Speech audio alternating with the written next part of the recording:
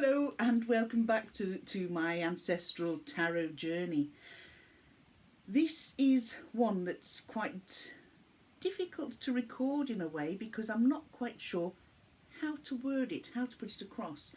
Because now in chapter 5 I'm coming across things that are really sort of getting to the crux of our traits and to why we have them, discovering why we have them, looking at positive traits and looking at negative traits, because all of us, no matter who we are, how wonderful we might think we are, how good we might be, we will all have positive and negative sides to us as individuals.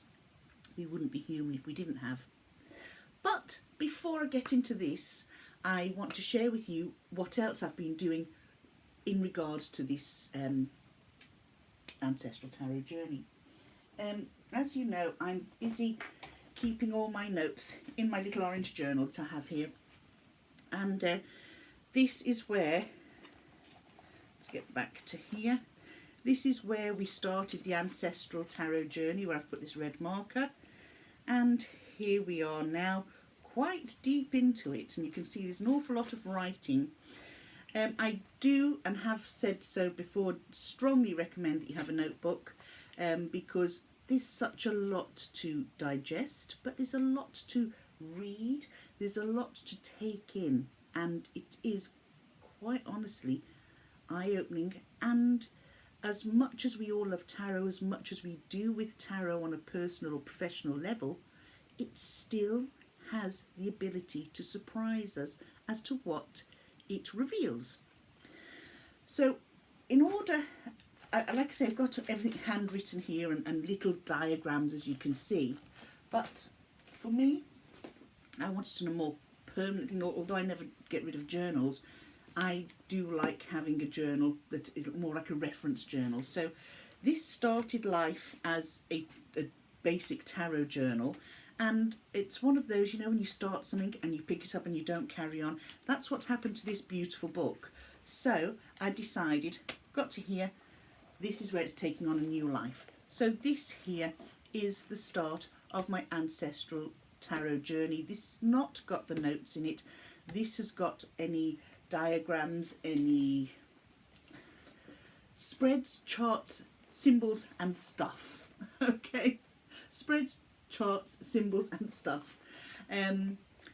Which ancestors do I want to work with? Ancestors of blood, ancestor of place, or ancestors of time. So I've given myself the keywords there, but I've put in it the spread that I've used. Now I am using, this was a deck that I had modified and made a complete mess of it and wondered what was I going to do. I didn't want to bin it, and this has worked out really well for this task.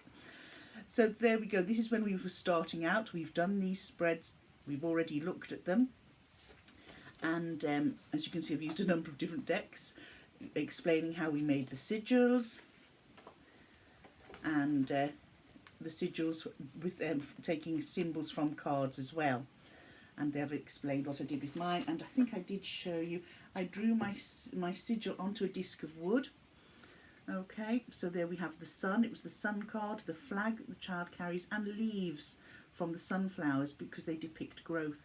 And the reason it's a bit smudgy there, I put on some citronella oil and it smudged the ink, so I have sort of repaired it as best as I can. But that is my sigil on my piece of wood. That sits here, and the pendulum I'm using in this sits on top of it. So that's all explained in here. Now we get to the end here. This is chapter 4. If you recall, we did our graphs, our flow charts, looking at our ancestors. I'm concentrating on one side first before I concentrate on the other, because there are questions that I want asked and answered. Here we go again, the different spreads that we've used. More spreads here. Now, for this particular one, when I got this idea, I thought, right, I'll put the cards in, but I was using cards from decks that I've bought. Now, this is the one I messed up. This box holds 3 different decks that I purchased off eBay, and they were all copies of decks, so I use them in art. So the cards I wanted were stuck, so I just put this as an example as to what we do in one of these readings. Okay, then this is a reading from the first part of Ancestors of Blood, and this is chapter 5. Here I'm using the tiny RWS to illustrate the spreads. Now this is a spread that surprised me, and this is the first spread that we come across in chapter 5. This is the end of chapter 4. This is going on to chapter 5. Now this is called the Hand Me Down spread, and this is asking us what traits do we have from our families and how they benefit us, or are we using those traits? Okay, so what we looked at, we've got 6 cards. This is card 1, 2, 3, 4, 5 and 6. Here we're looking at the paternal side, the maternal side, and how blended together they benefit us. What our trait is, and are we aligned with our trait. This really did surprise me, and this is one that I will share with you. So first of all, I drew, the question was, what traits have I inherited from my maternal line? Sorry, I said this is maternal and paternal. Okay, so what traits have I inherited from my maternal line? Okay, and I got here the 3 of Pentacles. Now the 3 of Pentacles would be quite right in the sense I wouldn't necessarily be the world's most organised person, but when it comes to work, when it comes to things that I have an interest in, take for instance my tarot. You can see I'm surrounded by tarot in here, but I like it organised. I like it organised in my way. I can put my hands on stuff, and that's how I am in any job that I've had in the past. So I like to be organised. I like to plan. I like to make sure that I've looked at all the small print of anything that I'm going into, and I like to have everything laid out properly before I take a step. Are all bases covered? Have I planned? Have I organised? Have I arranged everything as it should be before I continue on? And then we had what traits have I inherited from my card 1, card 2, what traits have I inherited from my paternal side? So on this I got the Queen of Wands, which is sort of mastering my skills, being sort of the queen, being, although it's like a maternal instinct, it's also encouraging growth in myself, growth on my skills, my talents, making sure that I encourage the skills and talents in others, and sort of being there as a guide when it comes to being able to put what you know into practice. Okay, then over here, how do maternal line traits help or hinder me? Here I've got the 5 of Cups, and here is where I had to sit and ponder it. Well, why the 5 of Cups? Well, the 5 of Cups is a case of, I do tend to sort of look back on things, sometimes mourn or regret what has gone, but then I have the ability to turn around and say, well, actually, look at the support I still have. So albeit that I would have a tendency to get a little bit on the maudling side from time to time, I do have the ability from my maternal side would say, well, okay, that's happened, get up, let's carry on, and let's see how we can do this again, or let's see how we can move on from here. So it's a case that, albeit I do have a tendency to look back and regret, or look back and mourn, or look back and sort of think, I wish things were like it was now as it was then, I have that ability in me to say, well, hold on a second, I've still got this, I can still do that. And I've had to do that a number of times in my life, so that really is fitting with me as a person. And then how do the paternal lines help or hinder me? And I got the Strength card. Well, this is why I can do this, because I have strength, I have determination, I have the willpower to say, well, look, don't sit here wallowing, it's not going to get you anywhere. Give yourself a kick up the backside, get up and get on with what you're doing. So you can see how these all so far complement each other and work together to give me very positive traits.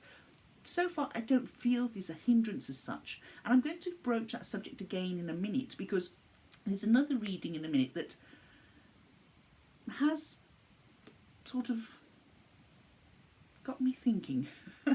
But then let's get on to card 5. And card 5 was, what is my blended ancestral power? Well, Mother of Divine God, you could have knocked me over with a feather when the High Priestess came up. I love all things esoteric. I love reading. I love knowledge. I love being able to relax and be comfortable in my own skin and in my own spirituality. I have developed the skills to read tarot, to do a lot of divinatory work through other things such as the rods, such as charm casting, and such as talking to spirit, although I don't do as much of that as I would with tarot reading. But this is something I am so comfortable with, so happy with, and something that I have great belief in. So that is the me here and now that I've sort of together, these have come together and sort of said, well, you know, listen to your intuition, go with that gut feeling. We're not sending you these messages for the shits and giggles, Elaine.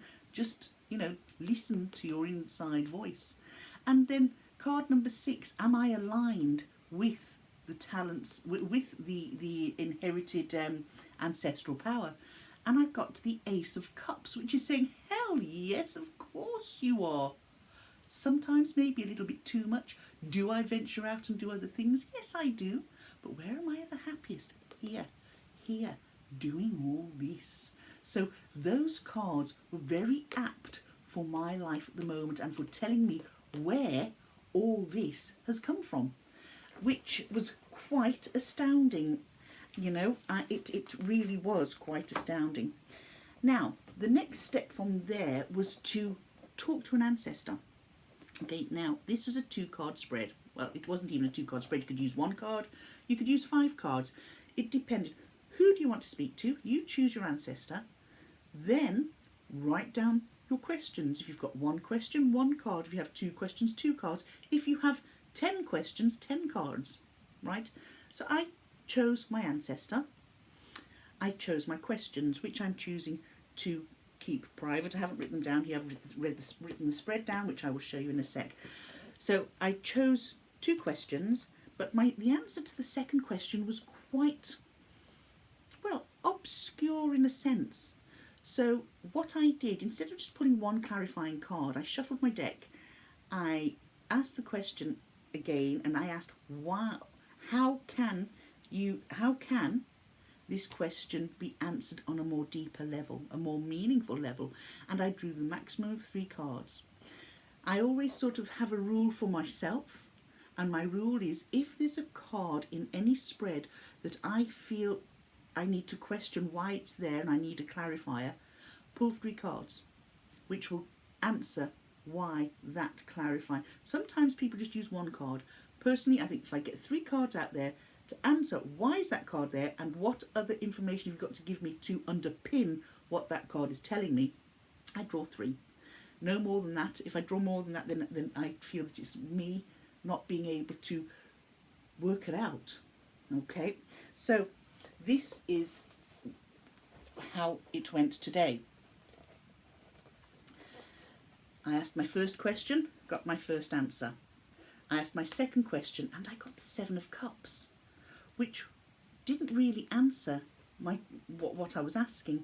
So I asked the question, sort of repeats the question, asked how can you help me interpret this card, and I got these, which answered it absolutely perfectly. I could see where this was coming from. It was spot on. So this is an activity that when you get to chapter 5 and you are talking to an ancestor, this is a great help. It really is. So that's where we're up to so far in this book. So I'll update this later on today when I finish the activities that I'm doing this afternoon. So this is my journal. It's a lovely dotty journal. It has an envelope at the front that holds any bits and pieces of paper or anything that I scribble notes down on and think, where can I put that? I put it safely in the front of this book. So those are the spreads that we've done so far. The hand-me-down spread, and then the chat to an ancestor. And that's something that you can do in quiet time. It's something you can just on the fly, if you think, oh gosh, I wish I could speak to so-and-so now and ask them, what do they think? Ask them. Pull your deck out your handbag, or if you do carry a deck with you, just pull a card and see what they tell you. It's really quite amazing. And then we get on to family traits. Family traits that you don't want to continue. Now this was interesting because I thought, well, you know, how can we look at this? And it explains what sort of traits, you know, could be there that you think, we don't want to carry that one on, such as anger, abuse, alcoholism, that sort of thing. Traits that you think, well, where did they come from and how do we get rid? But before you do that, you have to deal with your fear. Now, this is what stumped me. Define fear. You know, and I'm there thinking, you know, you can be scared in a horror movie. You can be scared on a roller coaster ride. But when it comes to you and life, how do you define fear? So first of all, before I could get on and do this spread, I had to sit and think. And I was like, oh, how do I do this? So I then decided in my journal, I wrote some notes here, okay, as you can see. And it's dealing with my fear. But what is my fear? Is it possible that I'm going through life without a fear? That I've sort of faced my fears already and dealt with them, and in doing so go on not so much recklessly but sort of devil may care attitude? I had to really sit and think, and these are the sort of things I wrote down as an example. So what is my fear? So bullet point one, not bulletproof, but bullet point one, anything happened to my children. But that is a normal maternal fear. It doesn't matter what age you are, if you're a parent or a carer of somebody younger, somebody that you adore, even somebody older, people you care for, anything happening to them. That is a fear, but that's a natural thing. You're going to have that whether we like it or not. Fear of not being liked. I used to feel that, oh, if that person didn't like me, did I not so much ingratiate myself with them, but it was uncomfortable. I'd stay away from somewhere. That was when I was a lot younger. I am 55 years of age now, and if people don't like me, they can jog on, because I don't need that negativity in my life. So that's been dealt with. Boom, gone. Letting people down. I hate letting people down, and that is something I still have today. So we'll just park that for a minute, letting people down. But could that be considered a fear? Spiders, that could have been a fear, but I dealt that when the kids were toddlers.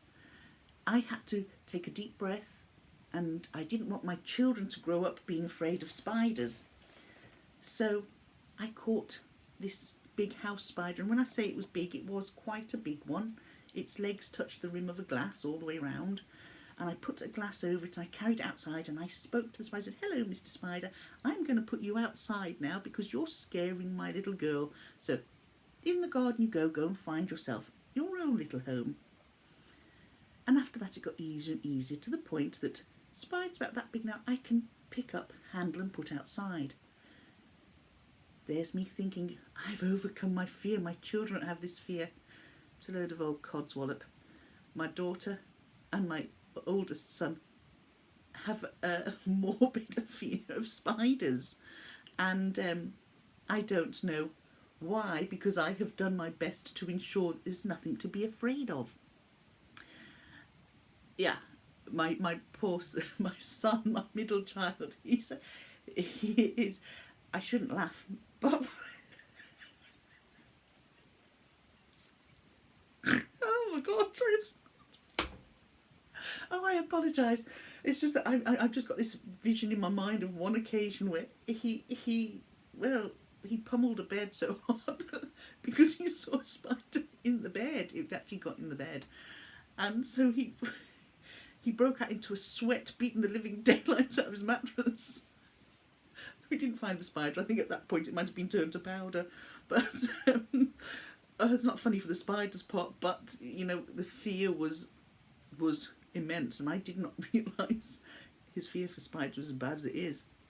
But it is. I did do my best to ensure that wouldn't happen throughout life. Oh, it must be genetic. Anyway, the next fear, the dark. When I was a child, I was afraid of the dark, but isn't every child? But that, I love the dark now. I like sitting in a muted sort of lit room, or even a dark room. I just don't find it uncomfortable. I don't find it fearful. I actually find it, and so into my shell I creep. It's lovely, it's peaceful, and it's a time when, you know, at night, you know, you can feel it's just me, myself and I right now. So what is my fear? As you know, growing up as a child, my biggest fear was losing my parents. And, you know, growing up and as an adult and identifying with my own spirituality, I have learnt the massive difference between fear and abject sadness. And that's not a fear, that's a sadness. And that's one that everybody will naturally carry when you care for people. That is part and parcel of being loved, feeling love, and loving other people. You know, unfortunately we pay a price for being caring and loving and kind. We feel hurt a lot, and that is something that I wouldn't say is a fear. I would say is a human trait, and one that is a positive one, because I think if you stop feeling, you stop hurting, you stop being kind and loving, you sort of move then from being human to being cold, and that's not nice. So then I had to think hard, and I thought, right, do you know where I had to put myself in situations when did things make me feel uncomfortable or sick or worried? And you know, it was the fear or the thought of hurting the feelings of another person. If I feel that I have done something wrong in the sense of that it's hurt the feelings of somebody else, it makes me feel sick. It makes my heart palpitate like mad. I shake, I sweat, and I don't want to go out. And that is irrational. Because albeit we want to be mindful of other people's feelings, sometimes we have to put our own feelings first. And that is what I didn't do. And occasionally in my life now, still don't do. So, you know, when you get physical sort of reactions to situations that make you feel so ill and make you feel so shaky and sweaty and horrible, that I feel constitutes as being a fear. So here I had to pull 4 cards. I actually have them out here. Okay, and I'll show them to you. The first card is for this question.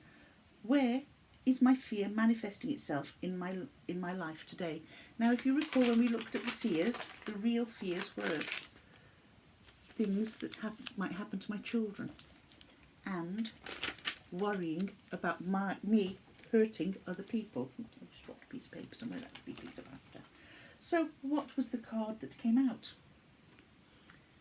It was the Empress.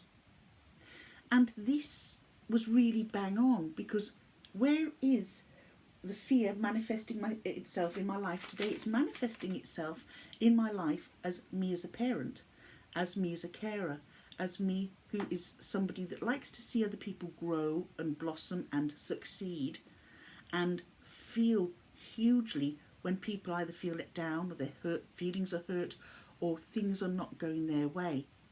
And this would be to the point that it really would affect me. So that's where it's affecting me today in my role as that sort of maternal individual. So how does staying in this fear help me? And I got the Eight of Cups. Now, what I like about this Eight of Cups is that these are lighting a path. So here, I've actually written my answer down for this. You know, how is staying in this fear help me? I don't think it's so much as staying in the fear as keeping my eye on things, keeping my eye on the ball, and knowing, you know, that I can't control everything, that I can't control the hurt and fear and upset that other people might feel over different situations. Knowing when to step back as a parent to allow your teenage adult children to blossom and grow by learning from their mistakes instead of stepping in and trying to be the quick fix to help them. Because that's not going to help them in the long term anyway. Knowing when to back off, knowing when to observe, and knowing when to offer help, knowing when to wait to be asked for help. But also sometimes just stepping back and letting their ability to solve a situation light my own path and show me, look, they can do it. So it's not a case of walking away, it's a case of taking the path that is lit up to say, they're adults now. Let them do their own thing.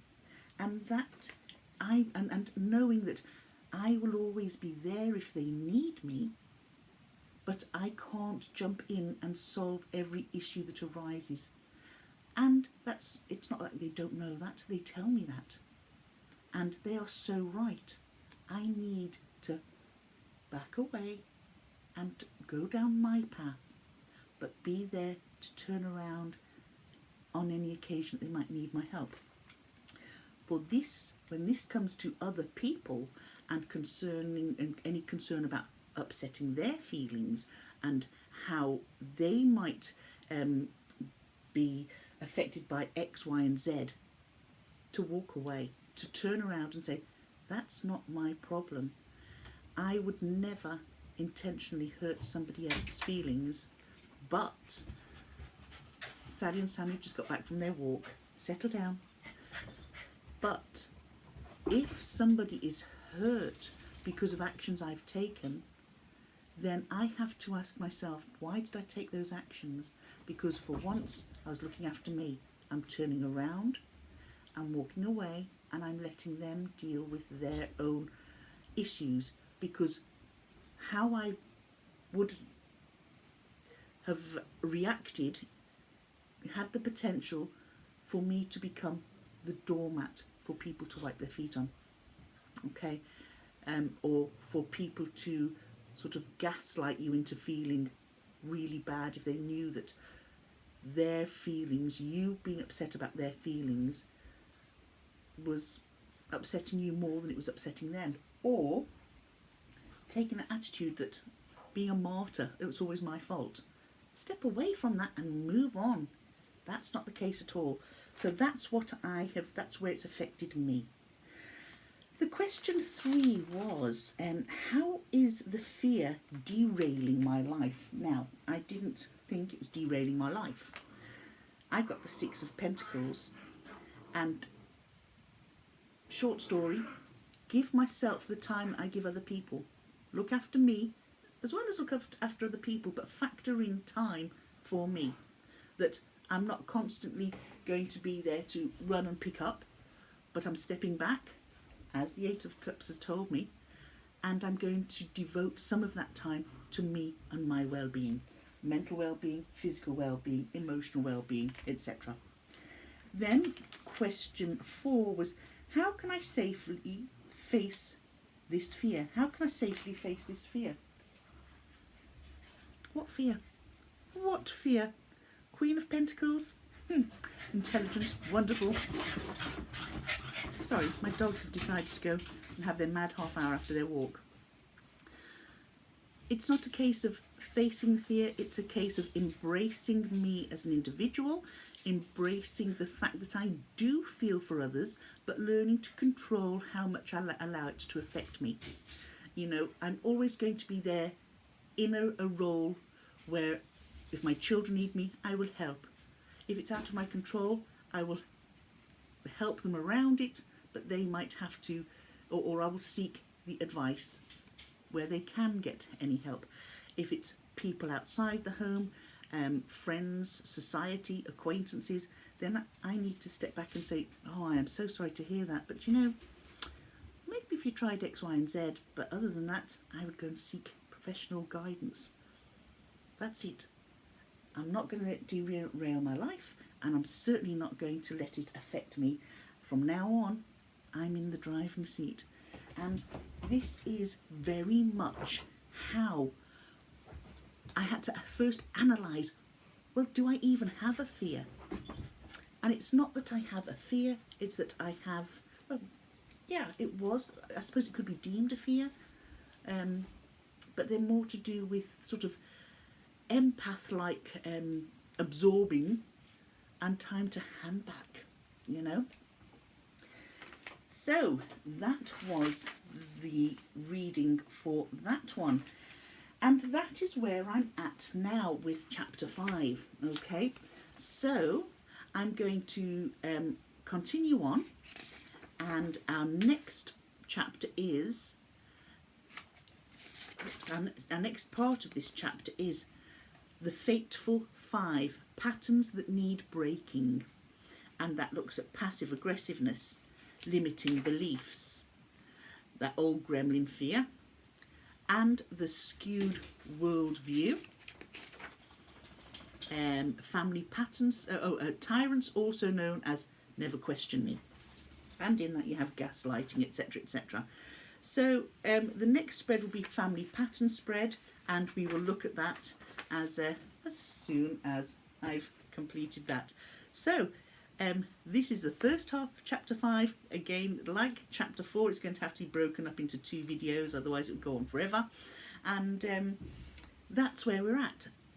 I will give you a warning that chapter 5 does start hitting on sensitive areas. It does start making you look deep at you, and it also makes you look at how you can address issues that may have a negative impact on your daily life. So folks, I hope you're enjoying this. I'm enjoying sharing this with you, and I just want to thank you for following along. And like I said, please interact, please leave a comment, and if you have any suggestions, bang them in the comments. Remember, be kind and positive and constructive, and I look forward to hearing from you. Take care. I look forward to sharing second half of chapter 5 with you within the next week. Look after yourselves, folks. Stay safe and keep on taroting. Bye now.